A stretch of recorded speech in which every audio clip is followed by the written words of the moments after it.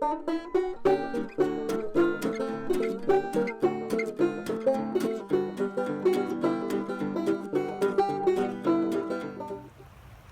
is normally a dry river, but we got all this rain, so the river is running right now. Pretty cool.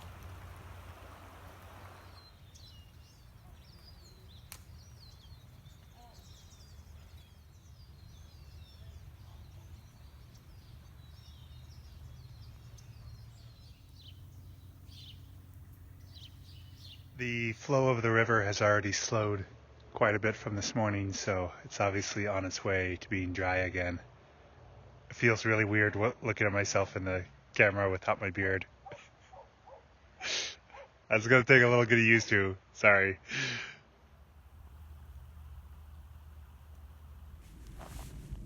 Hello, friends, family, total strangers.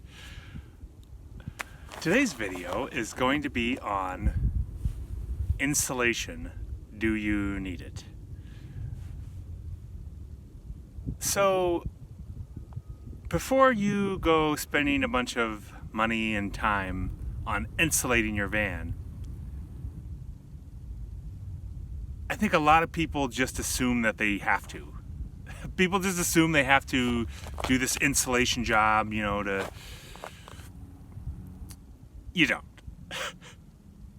Now, and that doesn't mean that you shouldn't. I'm not saying that you shouldn't insulate your van. I'm just saying you should ask yourself some questions before you spend a bunch of time and money insulating your van. Because insulating was actually one of the more annoying, time-intensive parts of my build. And all said and done, I've stripped out the insulation and I find it completely unnecessary for the type of van living that I chose to do. So, yeah. You may need to insulate your van. So let's go over the reasons why you may want to insulate your van. Number one, if you're going to be living in cold climates, you're probably going to want to insulate your van. If you're going to be in the wintertime, if you're going to be in Colorado or Northern California or Oregon or wherever, you should probably insulate your van. And then figure out a way to heat it and heat source and all that. I think a second good reason, which goes along with the first reason of why you should think about insulating your van, is if you want to be a static dweller. If you want to live, if you're moving into a van to save rent, and you want to live in a city and stealth camp and be static and not travel around, you're just in one city, then you need to be able to adapt to the weather, and insulating is one way that you can do that. Now, insulating isn't going to heat or cool your van, but it's going to help trap the heat or trap the cool in. So, if you're going into one of those two situations, yes, you should insulate your van, and you should, spend the money, do it right, and all that. But if you're like me and you're a nomad and you're a snowbird and you spend your summers up in the mountains where it's, cool and nice, and you spend your winters in Arizona where it's, warmer and sunny and all that, I really don't think you need to insulate your van.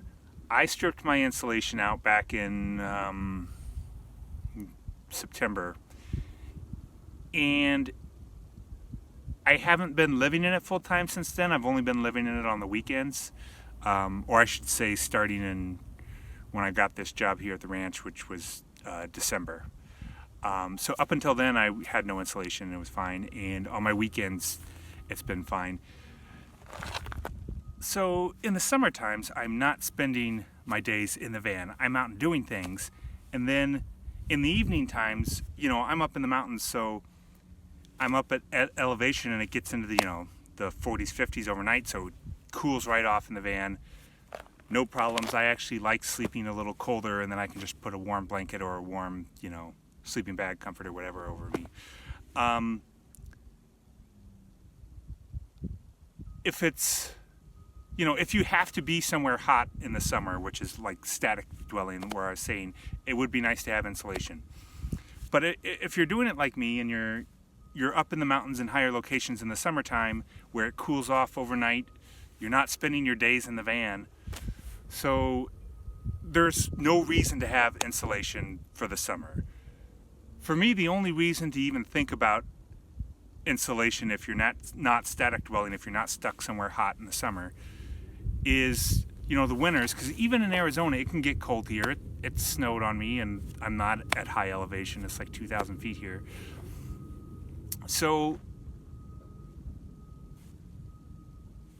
it would, in just a few days a year, maybe it would be nice to have insulation, but I don't think that those few days are worth going through the trouble of insulating your van, of the cost of it and the labor and the general pain acidness of it. I just not necessary for my lifestyle. It also should be noted I don't live in my van, I live out of it. So I don't necessarily use my van the way a lot of other people use their vans. But even still, I've talked to a lot of van dwellers and they regret the amount of time and effort and money they spent on insulating their vans. Wandering Jimmy has talked about this. And we talked about it when I talked to him last year at the RTR. For example, if you warm your van up right before you go to bed, it doesn't really matter how well insulated it is. If it's getting down to like 30 overnight out here in the Arizona desert, then your van is going to get cold before you wake up. And at that point, you're going to bed sweating, and then you're having to wake up halfway through the night because you're cold. It's better to have that constant temperature. By the time you're going to bed, it's 40 degrees outside, and if it's 40-ish in your van, perfect, because then you can just put your comforter on or your sleeping bag, sleep through it, and then in the morning, if you want to turn a heater on in your van and warm it up, then that's the way to do it. If you keeping a constant temperature in your van, I personally don't think you should be burning anything in your van while you're sleeping. I think it's a terrible idea for a multitude of reasons. Besides the fact that wind shake the van, it get knocked over, start a fire, or something falls onto it, starts a fire, or the fact that it's burning oxygen, which you breathe, and it's emitting carbon monoxide, which kills you. Whether it's even a candle heater, like people have talked about candle heaters, which don't really work, but even if they did work, it's burning oxygen and emitting carbon monoxide and carbon dioxide. And in a little box like that, I just don't think it's safe. So I think the time to use a heater in your van is while you're awake, so before you go to bed at night, and or in the morning when you wake up, you then turn the heater on. But overnight, totally not necessary. And you're only going to use that heater for the amount of time you're in your van. And if it's sunny out, you're going to be outside most of the day. And in Arizona, it's always sunny. So if you're going nomadic and you're spending your winters in high places, high cool places, and your summers in high cool places and your winters in low warm places, you should at least consider doing no insulation for your first year, for your first winter, first summer, and see how it works out. And if you then really want to insulate your van, go for it. Or if you are for sure going to static dwell, or for sure going to live in a colder climate in the winter, then go ahead and insulate it. Or if you're for sure going to live, in a southern state or an eastern state in the summer, go ahead and insulate it. But otherwise, at least consider the possibility of not insulating. That's all I have to say on the subject. So just consider the possibility that you don't need to insulate, because I think people just assume right off the bat that they have to, and it's a bad assumption. It's a bad assumption. Play it by ear, feel it out, and ask yourself those questions, and do that before you spend a bunch of time and money and end up with regret about all the insulation you put in. So, yeah, this weekend I went to Sedona, Arizona, and did some hikes and stuff. It was pretty fun. So I am going to shoot you to that footage.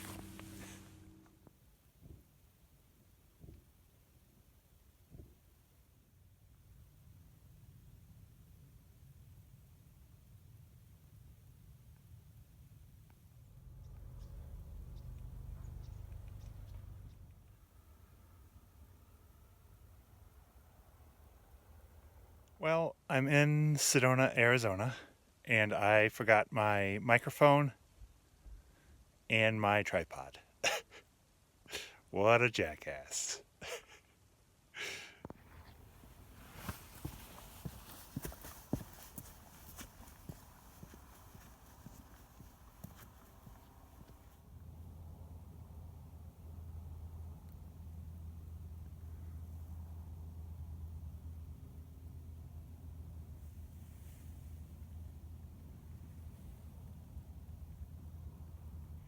This is the Doe Mountain Trail. I'm currently at the top of it, pretty spectacular. So this is a really short trail. I think it's under a mile. It goes up about 400, 500 feet, something like that. And yeah, I'm gonna probably cobble together a bunch of these little short hikes today and see how it goes. There was only one other person when I got up here, one guy. And there's a bunch more now, so there's a lot of people up here, but it's such a big mountaintop, you can definitely go out and find your own little quiet spot. It's pretty awesome. Doe Mountain.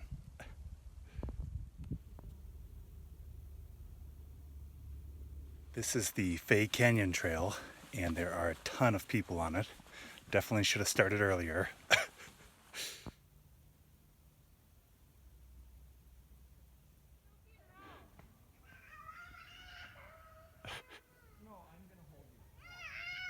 Awesome.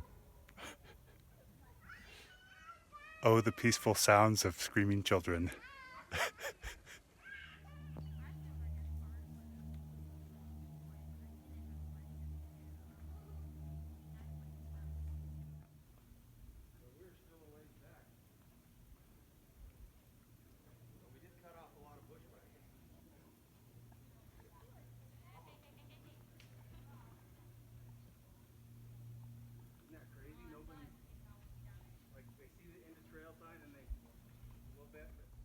This is really beautiful, and I'm glad I came back here. But I'm more and more realizing how much I want to start backpacking again. Because, you know, these day hikes are just getting more and more crowded all throughout the country and all throughout the world, really. And backpacking is just a great way to get away from the crowds of people. So I'm thinking I'm going to start taking up backpacking again this summer. So we'll see how that goes. But this is beautiful back here. This is the Fay Canyon Trail. My Sedona experience last year was way different than this year. I camped pretty much at the last, I drove way out and camped at the last possible campsite. And then I hiked the Loy Canyon Trail last year, which had nobody. I saw not a single other person on it. And it was like a 5-mile one-way hike. So if you're looking to get away from people in the Sedona area, Loy Canyon is where you want to go. This is Fay Canyon. If you want to get away from people, this is not the place to go. Still beautiful and worth doing, but I feel like I'm back in Yosemite Valley.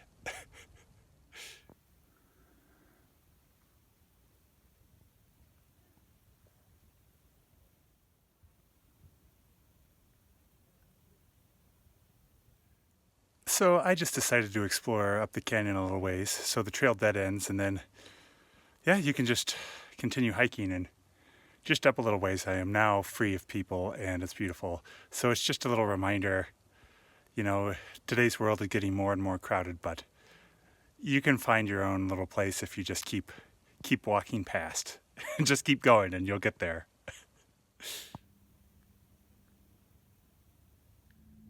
I am just down the road from where I camped last night, still near the Loy Canyon trailhead, which is also where I camped last year.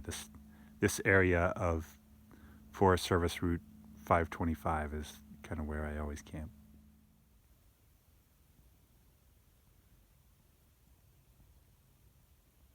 So tonight, which is Sunday night, is supposed to be a super wolf blood moon, whatever that means. I think a supermoon is when the moon is the closest to the earth that it gets. So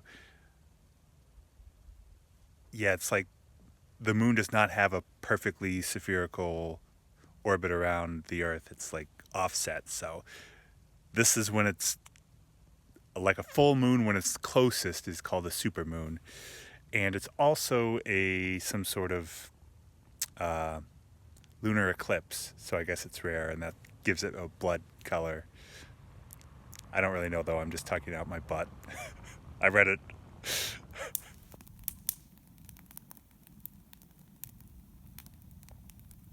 I don't do campfires too often when I'm by myself, but they're pretty awesome. They're nice. It's kind of a meditative thing, especially if you're just by yourself with a campfire. It's very nice.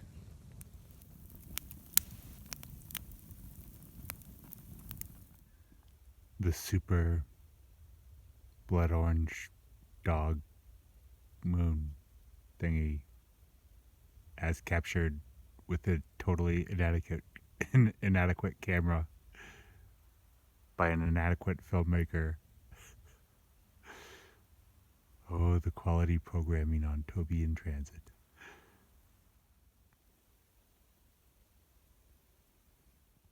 This is my view out the van door this morning. Pretty awesome. So yesterday, after the Dome Mountain hike, which was beautiful, hiking down there was so many people coming up, and I was starting to get frustrated. And then I went to do another hike, and the parking lot was full, and there was cars everywhere and people everywhere. And so I kept going, and I went to another hike up Oak Creek, and it ended up my national park pass didn't work, although it works on most of the other trails. So it would have been $10.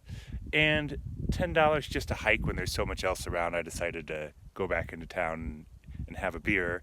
And then I went out to do another hike, and that parking lot was full, and there was cars, like, it was insane, and there were people everywhere. And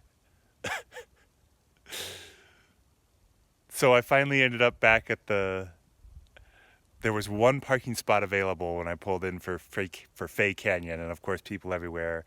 And I was just really frustrated and fed up with people, and